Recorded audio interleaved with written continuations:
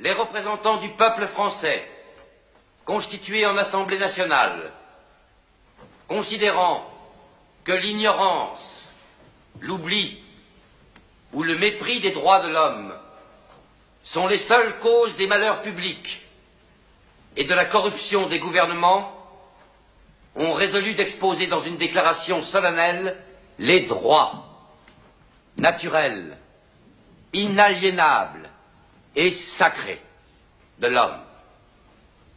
Je vous demande de vous lever, messieurs.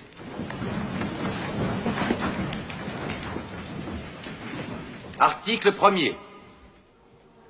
Les hommes naissent et demeurent libres et égaux en droit. Les distinctions sociales ne peuvent être fondées que sur l'utilité commune. Ces droits sont la liberté, la propriété, la sûreté et la résistance à l'oppression. Le principe de toute souveraineté réside essentiellement dans la nation. La loi n'a le droit de défendre que les activités nuisibles à la société. Tout ce qui n'est pas défendu par la loi ne peut être empêché. La loi est l'expression de la volonté générale. Tous les citoyens étant égaux à ses yeux, sont également admissibles à toute dignité, place et emploi public.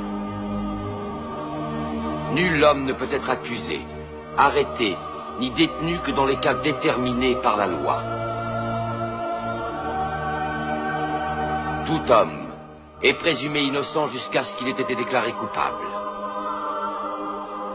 Nul ne doit être inquiété pour ses opinions, même religieuses. La libre communication des pensées et des opinions est un des droits les plus précieux de l'homme.